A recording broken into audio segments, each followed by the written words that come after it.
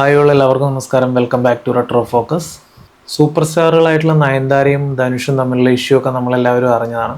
അതിനെ പറ്റിയിട്ടുള്ളൊരു അപ്ഡേറ്റാണ് ഇന്നത്തെ നമ്മുടെ വീഡിയോ കണ്ട് ഇഷ്ടപ്പെട്ട് കഴിഞ്ഞാൽ നിങ്ങളൊന്ന് ലൈക്ക് ചെയ്യണം, ഷെയർ ചെയ്യണം, പറ്റുമെങ്കിൽ ഒന്ന് സബ്സ്ക്രൈബ് ചെയ്യണം. നയൻതാരയുടെ പ്രണയവും വിവാഹവും ബാക്കിയുള്ള ജീവിതവും എല്ലാം ഉൾക്കൊള്ളിച്ചുകൊണ്ടിട്ടുള്ള ഒരു ഡോക്യുമെൻ്ററിക്ക് വേണ്ടിയിട്ടാണ് നയൻതാര ഈ നെറ്റ്ഫ്ലിക്സുമായിട്ട് കരാറിൽ ഏർപ്പെട്ടത്. ആ ഒരു ഡോക്യുമെൻ്ററിയിൽ ഞാനും റൗഡിദാൻ എന്ന ചിത്രത്തിലെ ഒരു 3 സെക്കൻഡ് ദൈർഘ്യമുള്ള ഒരു ദൃശ്യം ഇൻക്ലൂഡ് ചെയ്യണം എന്നുള്ള ആവശ്യത്തിന് ധനുഷ് 10 കോടി രൂപ കോപ്പിറൈറ്റ് ഇനത്തിൽ ആവശ്യപ്പെട്ടു എന്നുള്ളതാണ് നയൻതാരയുടെ ഒരു തുറന്നു പറച്ചിലുണ്ടായത്. ആ ഒരു തുറന്നു പറച്ചിൽ വലിയൊരു ചർച്ചകൾക്കൊക്കെ വഴിയാക്കിയതും അതെല്ലാം നമ്മൾ കണ്ടതുമാണ്. ധനുഷ് തന്നോട് പകപോക്കുകയാണെന്നാണ് നയൻതാര അതിനെപ്പറ്റി പറഞ്ഞത്. സോഷ്യൽ മീഡിയയിലൂടെ നയൻതാര നടത്തിയ ഒരു പ്രസ്താവനയ്ക്ക് ധനുഷിന്റെ അഭിഭാഷകൻ ഇപ്പോൾ ഒരു മറുപടി നൽകിയിട്ടുണ്ടായിരുന്നു. വക്കീലായതുകൊണ്ട് തന്നെ അതൊരു വക്കീൽ നോട്ടീസിന്റെ രൂപത്തിലാണ് മറുപടി നൽകിയത്.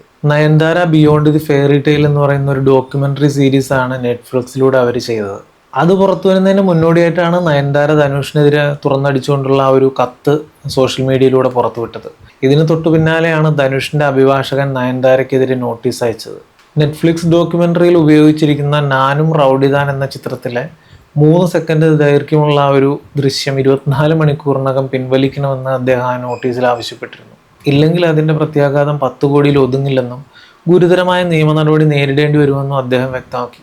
ആ ഒരു ഡോക്യുമെൻ്ററിൽ ഉൾപ്പെടുത്താനായി ധനുഷിനോട് അനുവാദം ചോദിച്ച പിന്നണി ദൃശ്യം ചിത്രീകരിച്ചത് നയൻതാരയുടെ തന്നെ ഫോണിലാണെന്നുള്ള വാദത്തിനും ധനുഷിന്റെ അഭിഭാഷകൻ മറുപടി പറയുന്നുണ്ട്. എൻ്റെ കക്ഷി ഈ ഒരു സിനിമയുടെ നിർമ്മാതാവാണ്. സിനിമയുടെ നിർമ്മാണത്തിനായിട്ടുള്ള ഓരോ തുകയും എവിടെയാണ് ചെലവഴിച്ചതെന്ന് അദ്ദേഹത്തിന് നന്നായിട്ട് അറിയാം. ബിഹൈൻഡ് ദി സീൻ ദൃശ്യങ്ങൾ ചിത്രീകരിക്കാനായിട്ട് എൻ്റെ കക്ഷി ആരെയും ചുമതലപ്പെടുത്തിയിട്ടില്ല എന്നാണ് അഭിഭാഷകൻ പറഞ്ഞത്. ഈ ഒരു നോട്ടീസിന്റെ പേജുകൾ ഇപ്പോൾ ഓൾറെഡി സോഷ്യൽ മീഡിയയിൽ പ്രചരിക്കുന്നുണ്ട്. ആ ഒരു ഡോക്യുമെന്ററി പുറത്തിറങ്ങുന്നത് നയൻതാരയുടെ പിറന്നാളിനോടനുബന്ധിച്ചാണ്. നയൻതാരയെ നായികയാക്കി വിഘ്നേഷ് ശിവൻ സംവിധാനം ചെയ്ത ഞാനും റൗഡിദാൻ എന്ന സിനിമ നിർമ്മിച്ചത് ധനുഷായിരുന്നു. ആ സിനിമയുടെ സെറ്റിൽ വെച്ച് തന്നെയാണ് നയൻതാരയും വിഘ്നേഷും ഒക്കെ പ്രണയത്തിലാവുന്നത്. അതുകൊണ്ട് തന്നെ ആ ഒരു ഡോക്യുമെന്ററിയിൽ ആ ഒരു 3 സെക്കൻഡെങ്കിലും നീണ്ടു നിൽക്കുന്ന ഒരു ദൃശ്യം ഇൻക്ലൂഡ് ചെയ്യുക എന്നുള്ളത് വളരെ അനിവാര്യമായിട്ടുള്ള ഒരു കാര്യമായിരിക്കും ആ ഒരു ഡോക്യുമെന്ററി സംബന്ധിച്ചിടത്തോളം. നിലവിൽ സോഷ്യൽ മീഡിയയിലും അതുപോലെ തന്നെ നിയമപരമായും അവർ തമ്മിലുള്ള ഫൈറ്റ് നടന്നുകൊണ്ടിരിക്കുകയാണ്.